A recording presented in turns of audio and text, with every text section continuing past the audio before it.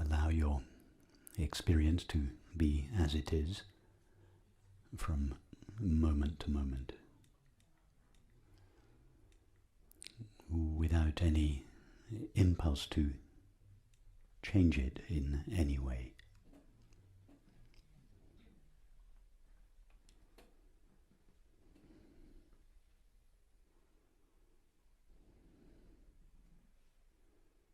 In particular, if there are thoughts, don't try to silence or still your thoughts. Just allow your thoughts to go wherever they want.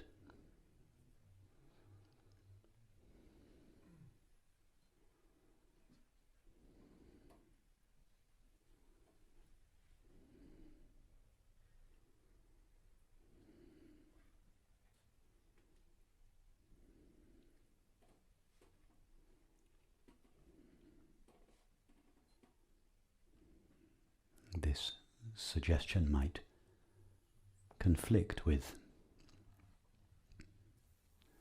other forms of meditation that some of you have previously practiced, in which there is a controlling or directing of the mind.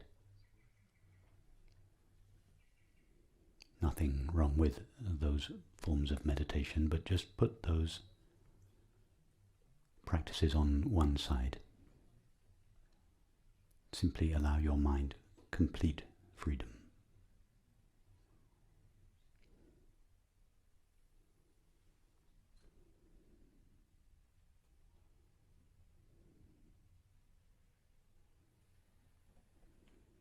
Likewise, if there are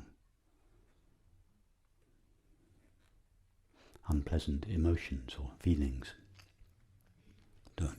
don't feel that they are wrong, that they should be changed into more positive feelings. Just let them be exactly as they are.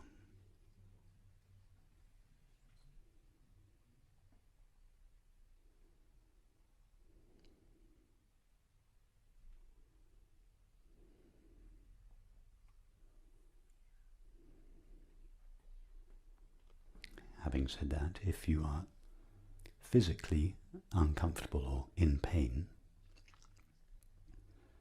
then it is perfectly natural and legitimate to ease the discomfort of the pain. So feel free to move and make yourself as comfortable as possible.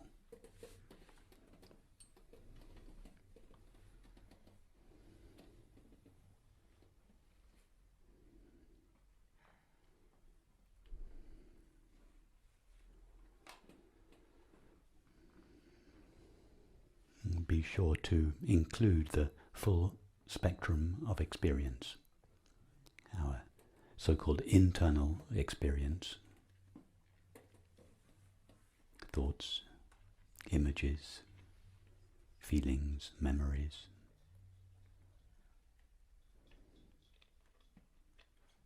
sensations of the body, and our so-called external experience, that is, perceptions of the world.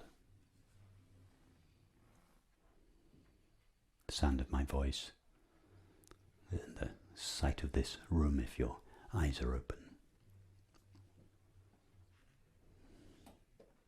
Just allow experience to be exactly as it is. That's how experience is being already, so this should not require any effort.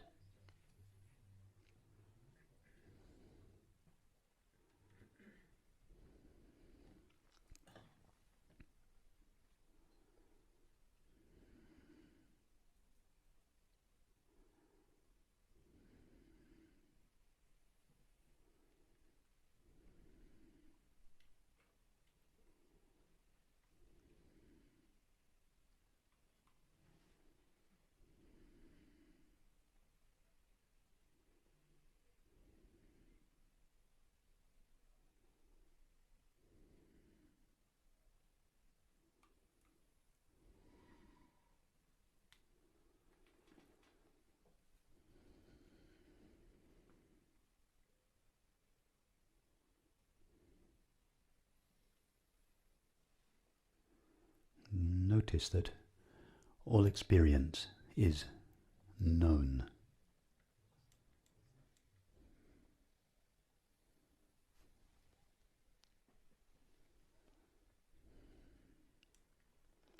When I use the word knowing, I want to be clear about the way I use the word knowing. I don't mean knowing in a conceptual way. I mean knowing in the sense of simply experiencing. A newborn infant knows its experience without having any idea what it is experiencing.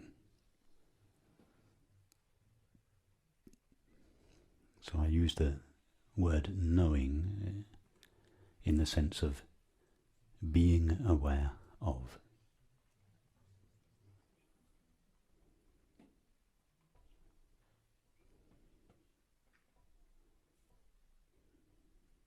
We may not know exactly what we are experiencing, but whatever we are experiencing, we are knowing it, we are aware of it.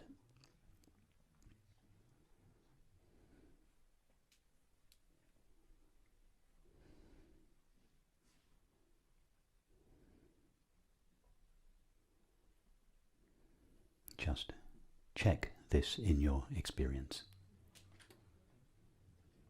Allow your attention to range freely over the entire spectrum of your experience,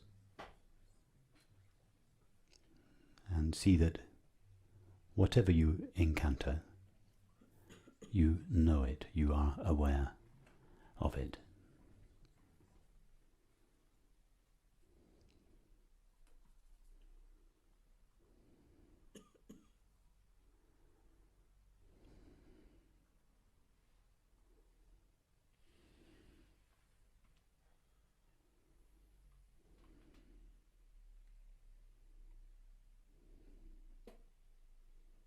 If you are having thoughts, those thoughts are known. It makes no difference whether the thoughts are true or false, kind or unkind. In both cases, in all cases, the thoughts are known.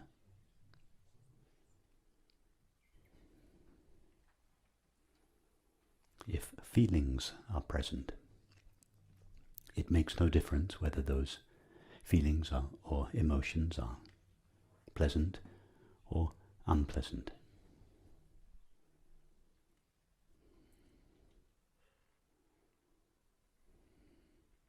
We may be newly in love, we may be deeply depressed. In both cases, we are aware of those feelings.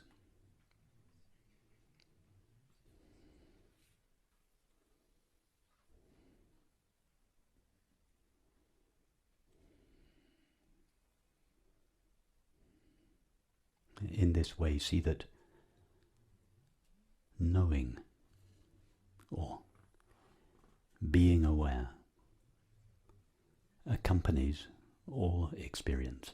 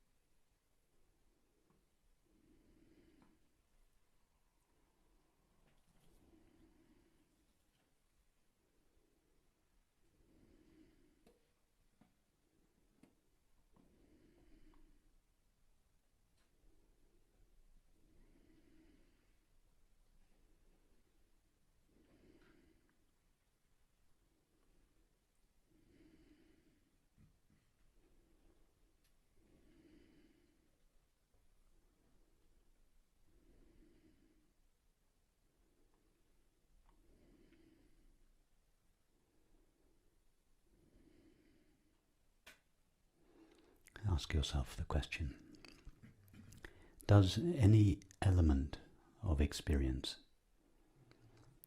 other than pure knowing or being aware, remain consistently present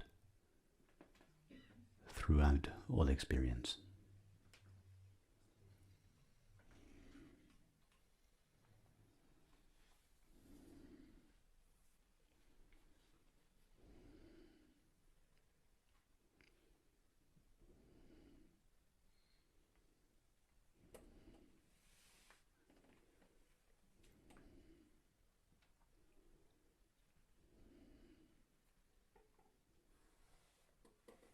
Have any of you ever had a thought, feeling, sensation or perception that was continuous, that didn't at some point come to an end?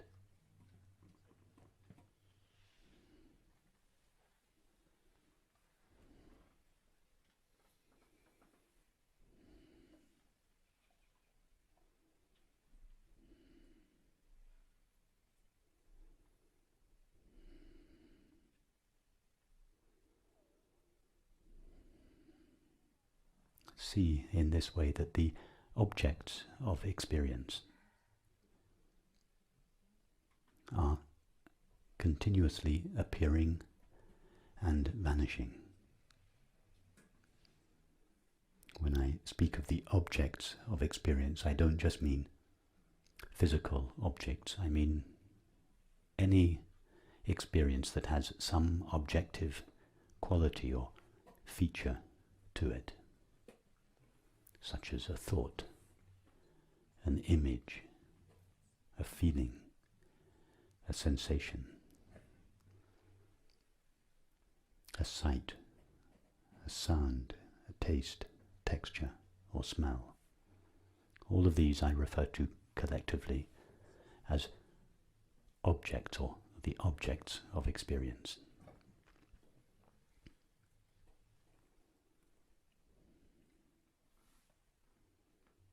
See that one element of experience alone remains continuously present. That is, knowing or being aware.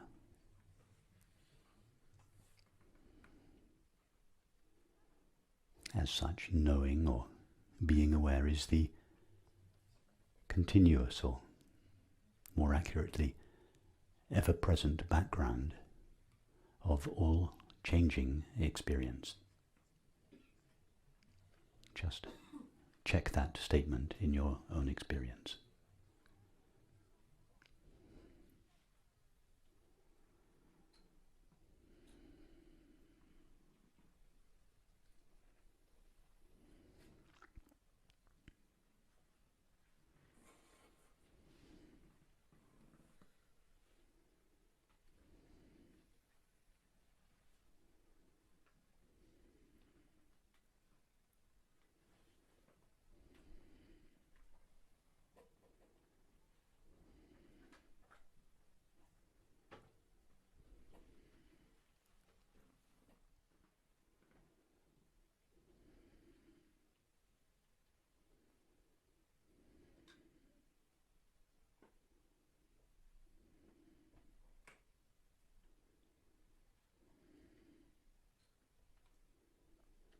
Sometimes I refer to the experience of being aware.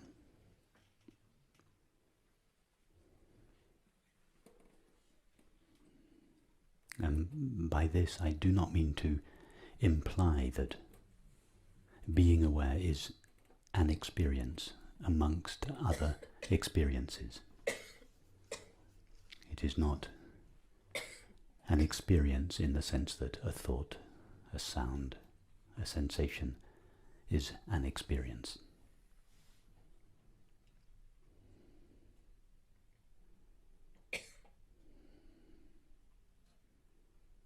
We could call it a non-objective experience, the only element of experience that doesn't have any objective qualities to it.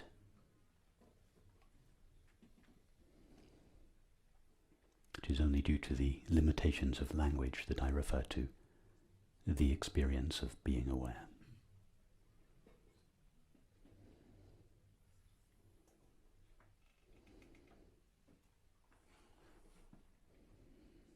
But the reason I refer to the experience of being aware is that being aware is our experience.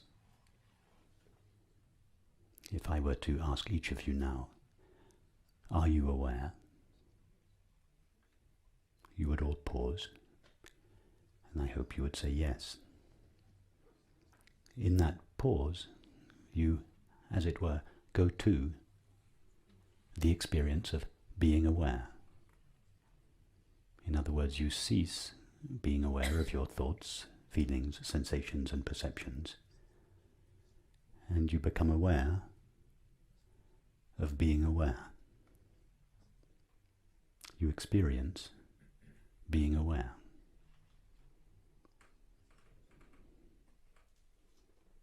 In other words, the experience of being aware is not unknown, it is known.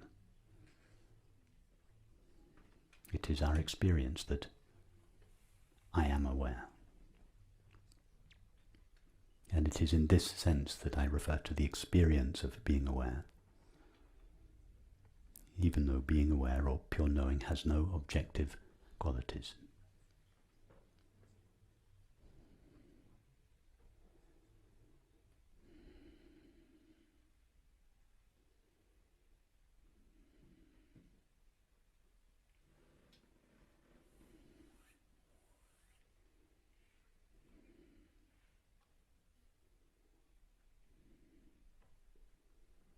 The more common name in spiritual circles for pure knowing or being aware is awareness or consciousness. First of all, I use these two words, awareness and consciousness, synonymously. Some expressions of non-duality make a distinction between these two words. But in our meetings, these two words will refer to exactly the same non-objective experience.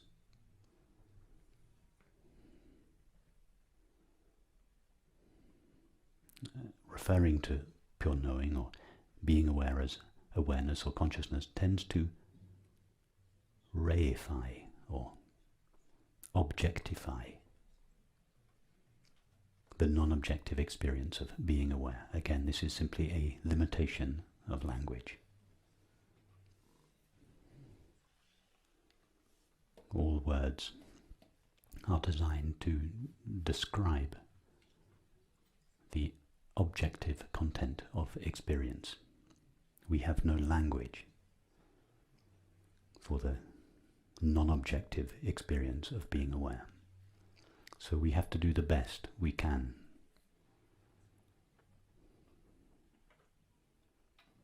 with words that were not designed to refer to the experience of being aware. So please, when I use the word awareness or consciousness, don't allow yourself to objectify the experience of being aware.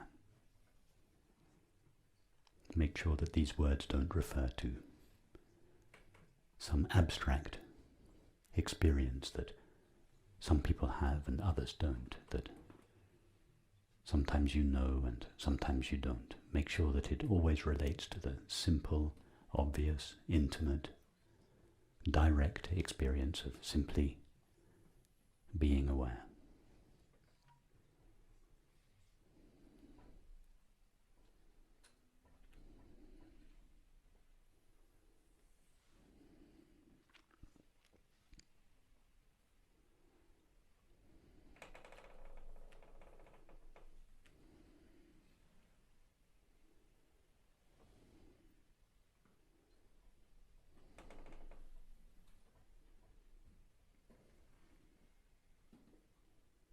The other name for pure knowing or being aware in common parlance, that is in circles that outside the spiritual or non-dual community, is I. I is the word that everybody uses to denote that which knows or is aware of their experience. Everybody says, I know my thoughts. I am aware of my feelings. I perceive the world. As such, I is the common name that we give to pure knowing or being aware. When I say pure knowing, I mean knowing that has no objective content, no objective qualities to it. Just empty knowing.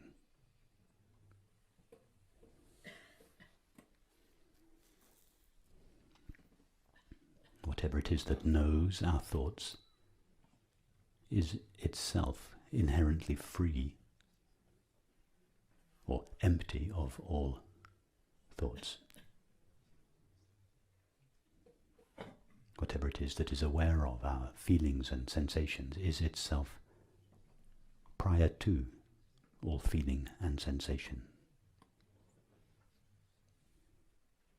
empty of all feeling and sensation.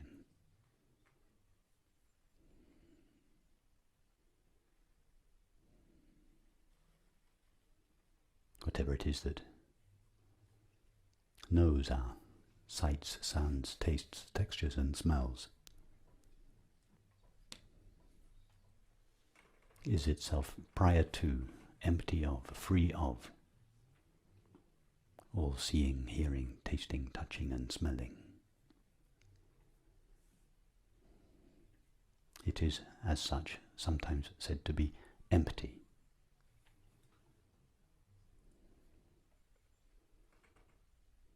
Empty in this context just means empty of objects, empty of objective content. It doesn't mean a blank, empty nothing or a void. It is full of pure knowing, full of awareness, but empty of objects.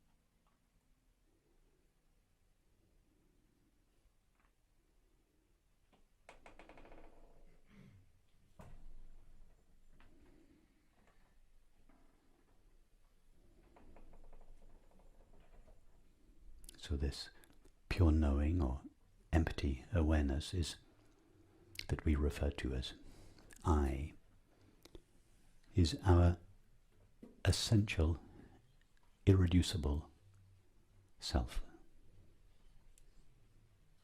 When I say our essential self, I refer to that element of ourself that cannot be removed from us, that is always with us. No thought, image, feeling, perception, activity, or relationship remains continuously with us.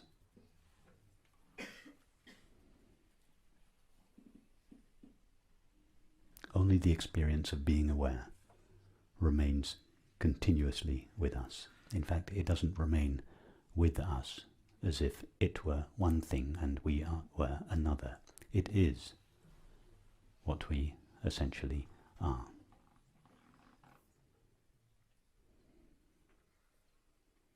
And when I say it is our irreducible self, I mean that we cannot go further back in our experience than being aware.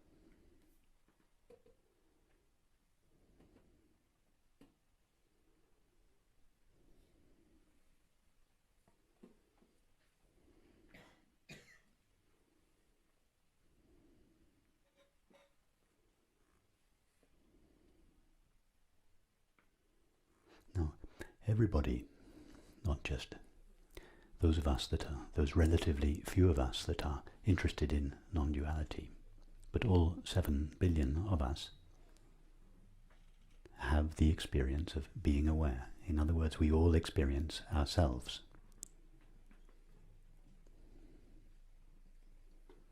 But not everybody experiences themselves clearly, as they actually and essentially are. In almost all people's experience, what they essentially are, pure knowing or being aware or awareness itself, is mixed with, and therefore seemingly qualified by, what we are aware of. In other words, in most people's experience, their essential self of pure knowing or awareness itself is mixed with the qualities of our thoughts, images, feelings, sensations and perceptions. In other words, we experience ourselves as an amalgam of awareness plus thoughts, feelings, sensations and perceptions.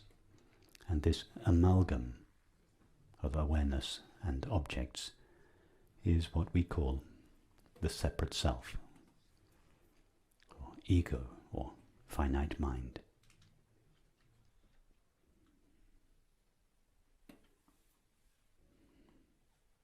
That is why when we ask most people, who are you, or what are you, they will say, well, I'm a man or a woman, I have such an age, a particular nationality, I live here, this is my profession, etc.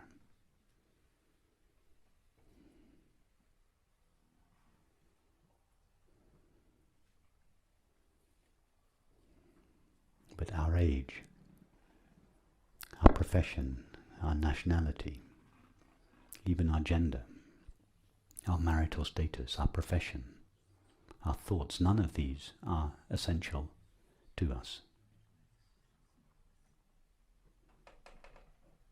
Only one element of experience is essential to us. And therefore only one element of experience qualifies for the name I.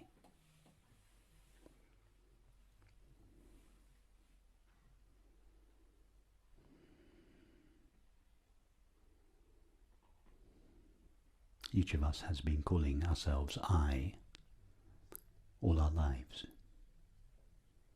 And that the I that we refer to is always the same I. Do you not feel that you are the same person, the same I, now, as you were at breakfast this morning, or during your journey yesterday?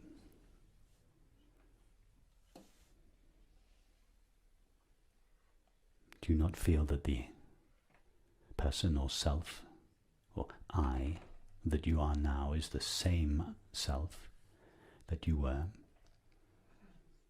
last year or 10 years ago or 40, 50, 60 years ago. In other words, the name I refers to that which we continuously are, that which remains ever present in our experience. Well, the only element of experience that remains continuously present is being aware. And being aware is always the same experience. The experience of being aware now is exactly the same as the experience of being aware was when we were having breakfast, when we were travelling yesterday, last year, 10 years ago, when we were 5-year-old girls and boys. The experience of being aware is always the same experience. Nothing ever happens to it.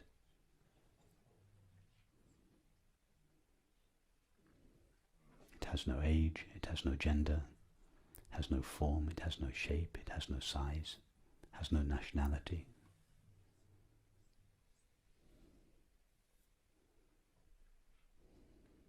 It is not qualified by any particular thought or feeling.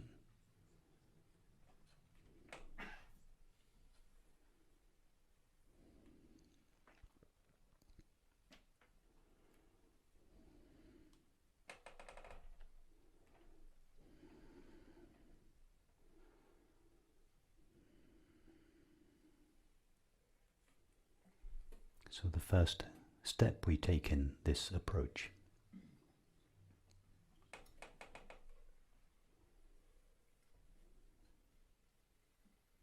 is to extricate what we essentially are from everything that is superfluous to us, until we arrive at our essential, irreducible essence.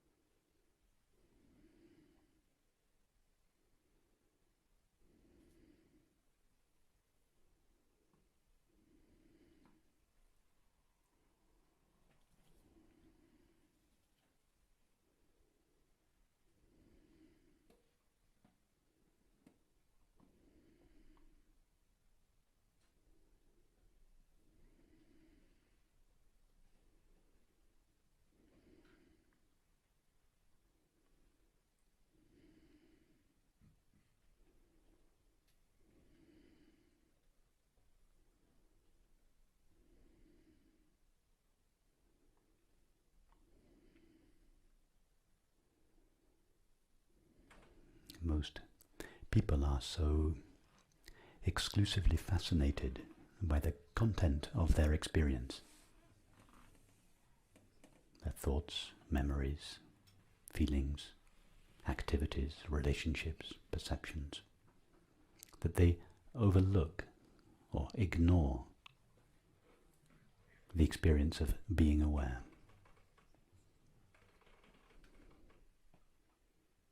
And this ignoring of the experience of being aware is what is referred to in the Vedantic tradition as ignorance.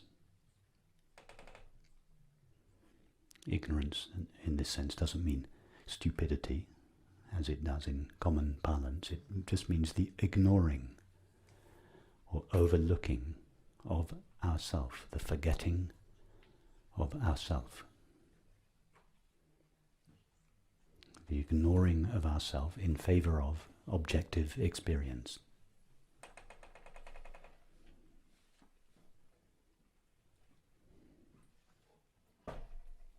In the Western tradition it is called, this ignoring or forgetting of ourself is called the fall, or it's what's referred to by the word sin.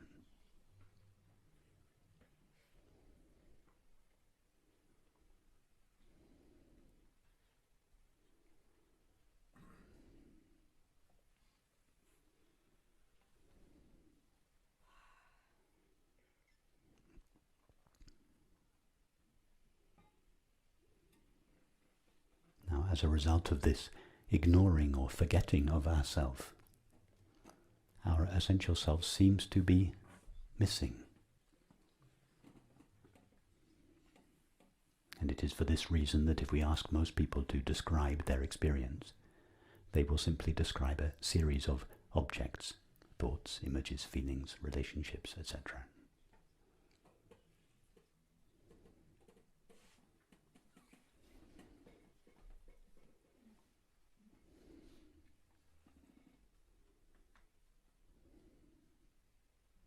But most people who describe their experience in this way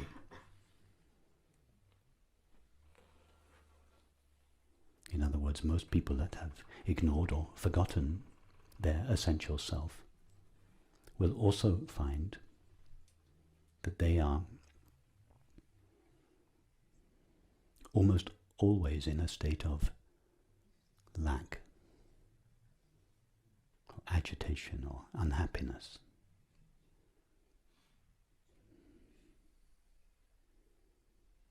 And as a result of this sense of lack or agitation, they venture out into the realm of objects, seeking to unite with an object, substance, person, activity, in order to ease the pain of this sense of lack.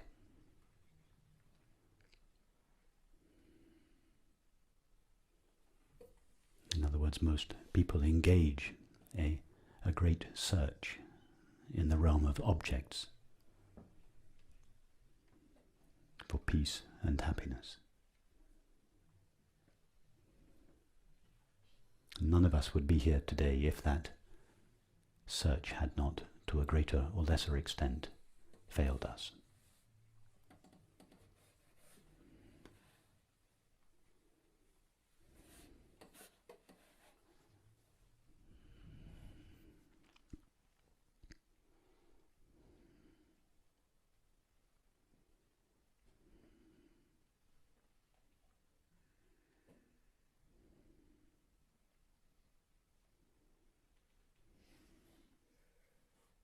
The great secret that is contained in all the religious and spiritual traditions is the understanding that the peace and happiness for which all people long can never be delivered via objective experience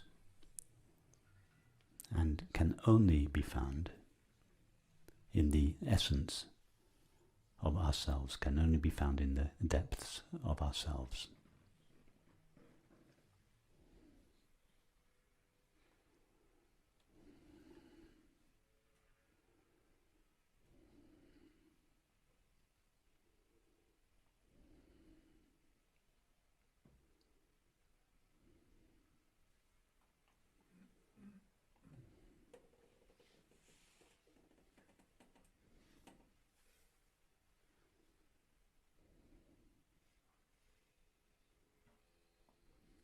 The great equation, which is the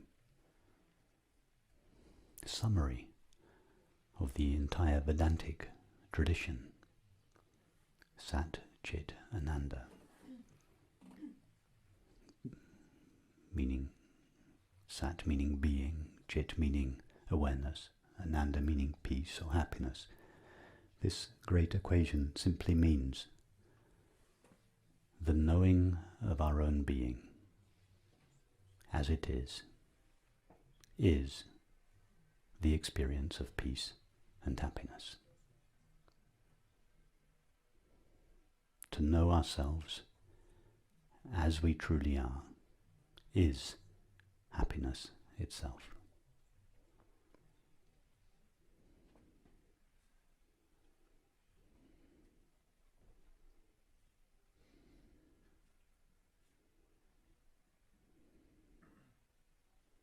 So when most people hear this, they join a spiritual organization, or they attach themselves to a guru, or they learn some meditative technique and they embark on another great search. The search for themselves. The search for what they now conceive to be enlightenment. Enlightenment in this context is understood to be the ultimate experience.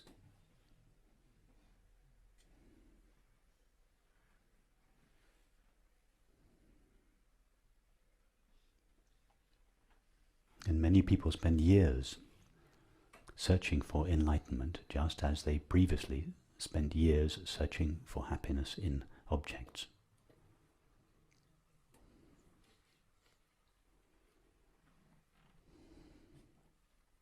But sooner or later, even that search frustrates them.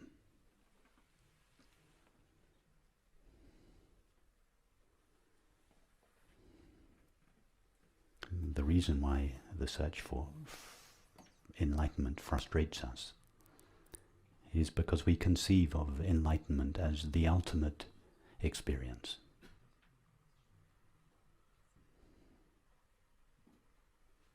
The ultimate experience that we might one day attain if we practice hard enough and long enough, that will finally deliver the happiness that we failed to find in objective experience.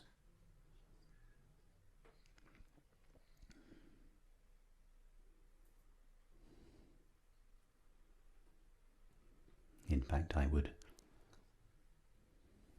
I suspect that most people who are here not only because the conventional search for happiness in objects has failed you, but also the less conventional search for enlightenment has also failed you.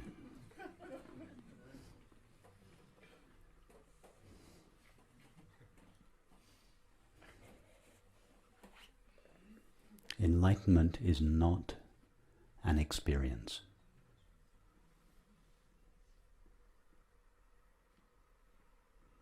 It is not the ultimate experience.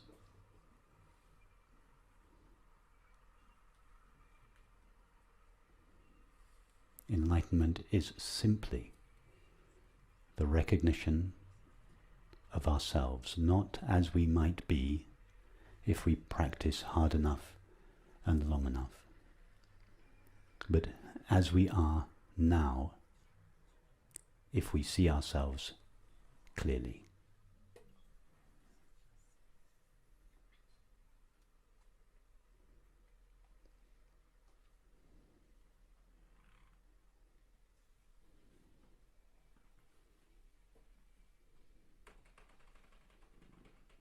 Any experience that comes to us at a certain point in the future will, by definition, leave us. Has anyone here ever had an experience that appeared at some moment in their life and that didn't disappear at another moment?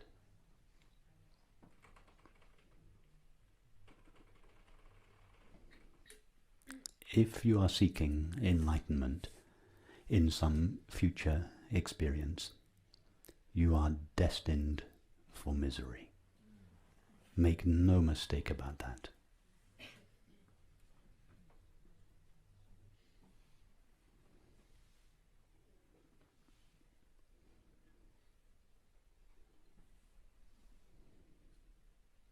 If you are seeking enlightenment in some element of experience that is not present now, you will be forever disappointed.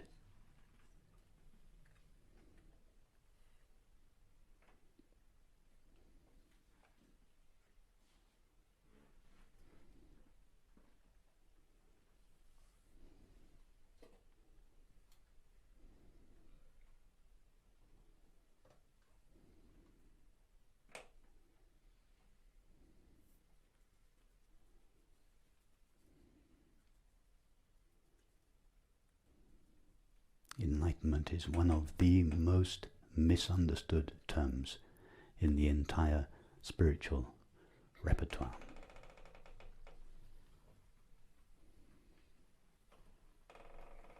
Enlightenment is simply the recognition of ourselves as we truly are now, not how we might become. It has absolutely nothing to do with the quality or content of your thoughts and feelings.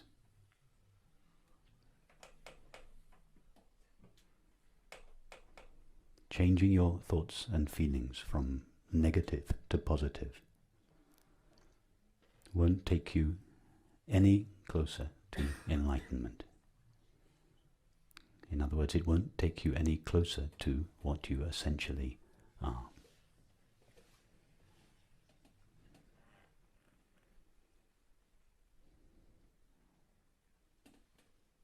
That is why we don't spend any time in this approach manipulating, controlling, or directing our thoughts and feelings. We go directly to what we essentially are. That's why it's called the direct path.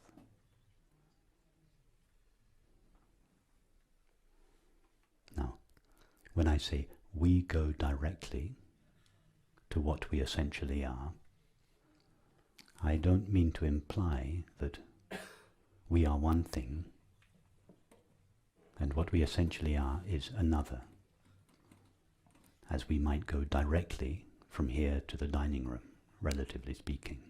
It's not like that.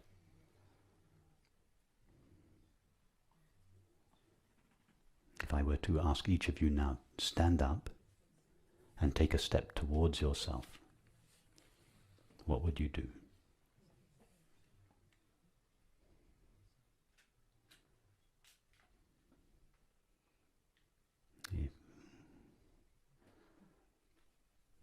We cannot take a step towards what we are because we are already standing at ourselves. And if I were to ask you stand up and take a step away from yourself, in which direction would you go?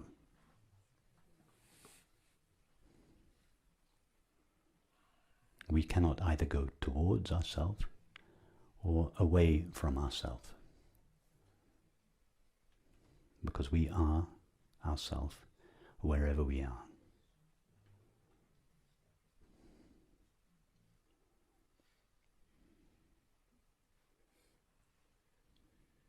The common name for the place at which our self stands is here.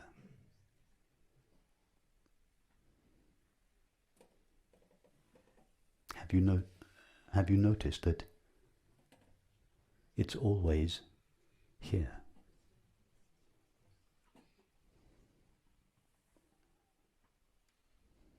Here is the name we give to that place. It is in fact a placeless place where we always stand, not where we, the body, is located in space, but the place where I always am. The place where I, awareness, always am.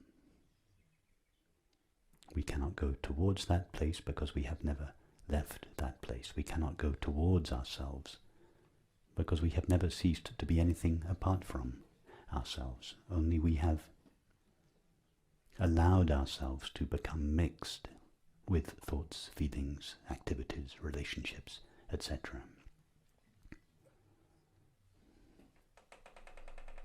So when I say we return to ourselves, that is simply a manner of speaking. We don't return to ourselves. We, awareness, cannot return to ourselves because we, awareness, always are ourself. So the phrase the return to ourself, or the sinking of the mind into the heart of awareness, is said as a concession to one who believes, and more importantly feels, that they have left themselves or forgotten themselves. In other words, it is said to one who is unhappy.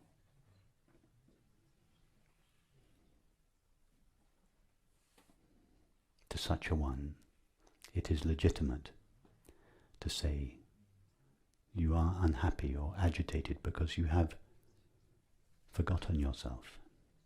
You do not see yourself clearly. Return to who you essentially are. Be knowingly what you always and inherently are. And as a result of this suggestion, such a person seems to embark on a journey.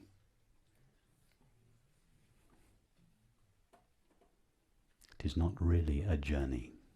It is the uncovering, the revealing of what we essentially are.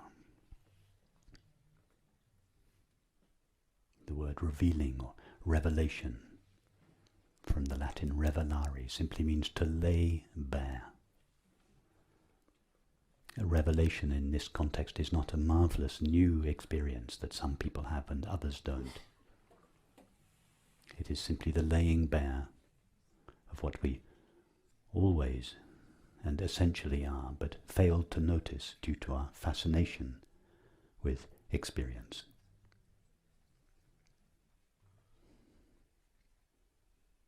Ramana Maharshi,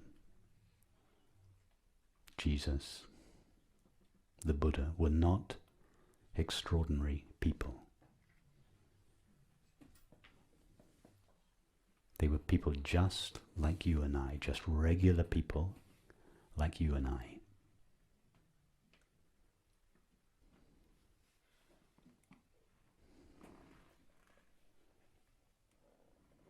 The only reason we think they are extraordinary is because none of us ever knew them. So we have abstracted them and projected all our desires for perfection onto these people who died centuries ago. If any of us had lived with Jesus or Ramana Maharshi or the Buddha, we would have been irritated by them, just as we are irritated by our friends and children and companions.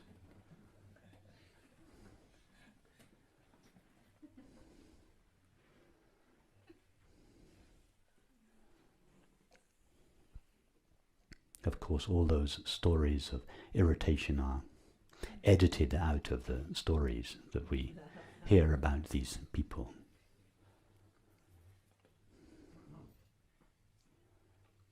We project onto them an ideal of perfection. Enlightenment has nothing to do with perfection. It is the recognition of our essential being in the midst of all our imperfect experience.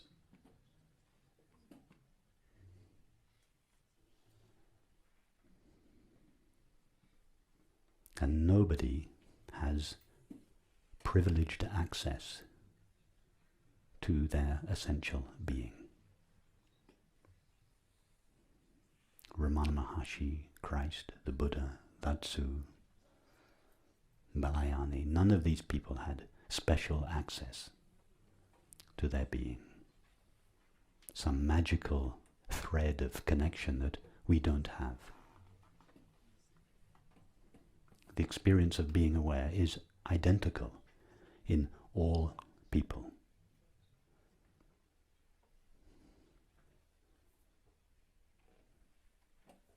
The experience of being aware in Hitler was identical to the experience of being aware in Ramana Maharshi. Their thoughts and feelings, and as a result their subsequent activities and relationships, were very different. but their essential self was the same. In one case, that essential self was not obscured by thoughts and feelings, and in the other case, it was. That's the only difference. And as a result, their activities and relationships were different.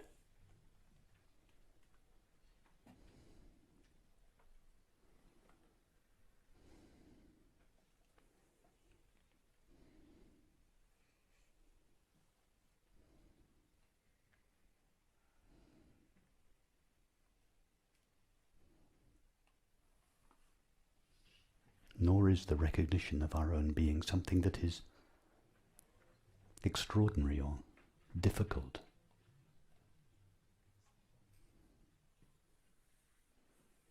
Everybody has the experience, I am. Is there anybody here now who is not having the simple experience, I am? And if we were to ask this question to any of the 7 billion of us, outside non-dual or spiritual circles, as long as they understood the question,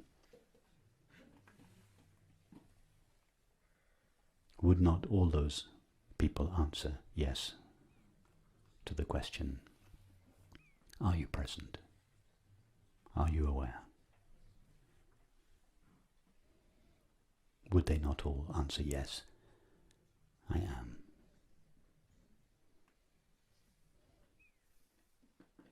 The simple words I am, before anything has been attached to that I am. The simple expression I am is the simplest expression of the knowing of our own being. Because in order to say I am, I must know I am. All that is required is to see what the statement I am refers to see what I essentially am before what I am is qualified by thoughts, feelings, activities, and relationships. That's it. That is what is referred to as enlightenment. Just to see clearly what I am.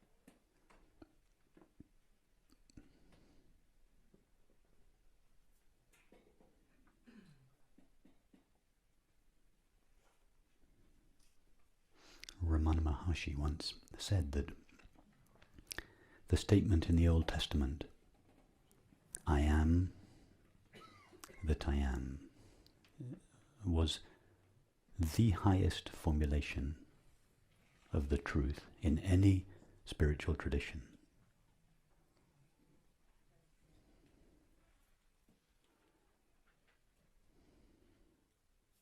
I am simply the knowledge I am, before anything has been added to that I am. In other words, before anything has been added to my essential self-aware being.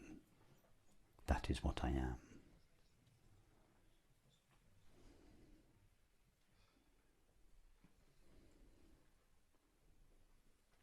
Ramana Maharshi abbreviated that phrase, and he just said, I,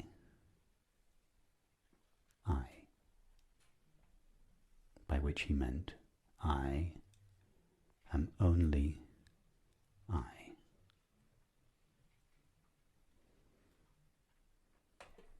I am only that which I am.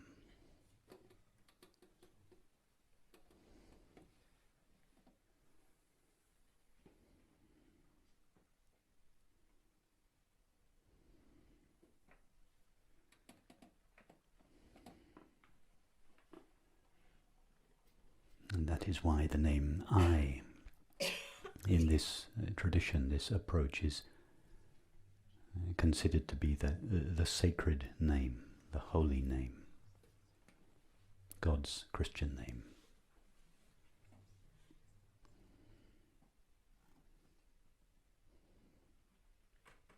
The highest mantra. And the most intimate prayer. Simply to sound the name I and allow it to take you to its referent.